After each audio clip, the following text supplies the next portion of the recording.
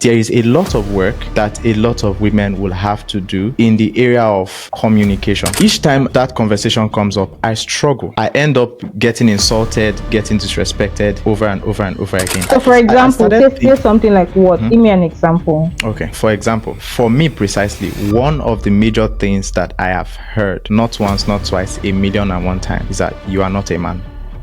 Ooh.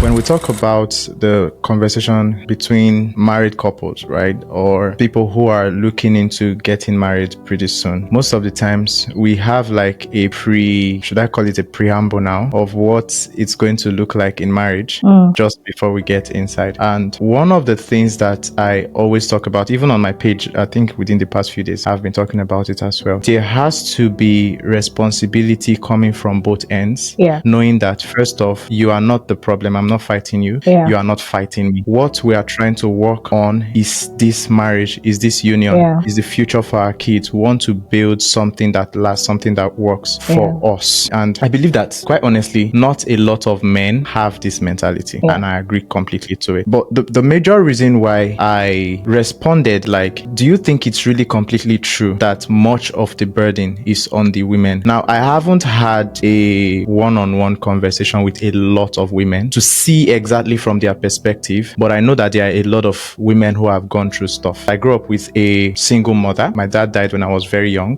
So thank you very much. I really didn't have a first-hand experience of what it looks like, not from my family, not from the outside world. So my perspective is coming from my understanding of the word of God as to how it is supposed to be. So that's where my perspective is coming from. And also, I recently just left a relationship, ended in January, by the way, but I learned a lot from that particular relationship. I was the one that went through the many issues. My heart, anyways, the both of us were hurt, right? But then I was so hurt because it felt like I was putting in all the work. You see where that response came from now? I was putting in all the work. I was seeing to it that, see, let's look at this from the perspective of we're building something, and let's prioritize what we are building over what we feel right now, so that we can separate the emotion or whatever that is going on right now, separate it from us. We are not the issue here.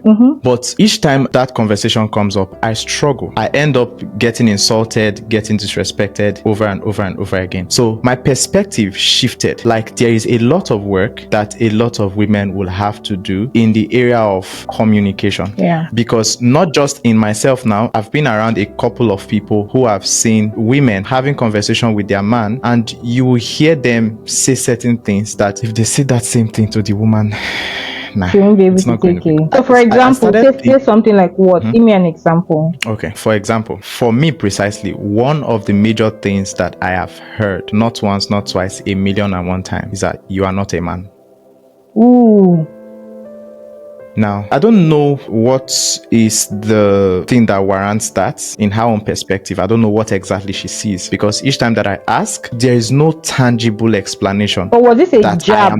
Was this a jab during a fight, or it just came from nowhere? Like, when you guys arguing about something and then that statement arguing, definitely. Then that statement came, you are not a man. So definitely it's basically something she had nursed before, right? Over time. This is just the opportunity to just say, right? Yeah. Okay. So this thing has happened over and over and over again, and I will tell her this is not how to do. And she'll tell me it is because of you. So why should the blames be pushed? If we are being responsible for what we are building, we should now be prioritizing, this is how this other person feels, this is how I feel. And so if this thing is affecting the way we communicate and is affecting our union, what we should do is stop that particular thing and approach it a different way. Yeah, I agree. But then I find out that a lot of time people just want to make a point. I just want to tell you that this is facts. This is the truth. I'm telling you the truth. You don't want to hear the truth. The truth is breaking this person. It's not fixing the issue. You want this issue to die down. You want this misunderstanding to die down. First of all, you talked about there's a place for the ego that the man already has.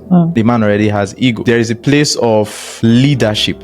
No matter how irresponsible a man is, there is somewhere within that man's head that knows that I am a leader. He may not know how to do it. He may not know how to approach it, but he knows deep down that I am a leader and I have have to lead. And so he tries. He may not do it right, but he tries to do it. In that trial, this woman comes and stabs that trial. Like, you are not doing enough. And it feels like, what else do you want me to do? I'm trying. Before we go further, I want to address this from two perspectives. Okay. There's a place of a man where he's being a leader and he's trying to lead. That's one. Number two, there are people that are not even trying to lead. They are trying to rule. They are two different things. This particular conversation is uploaded as a series on my profile. So you can check the playlist on my profile that is tagged KY's Pod for the rest of the series.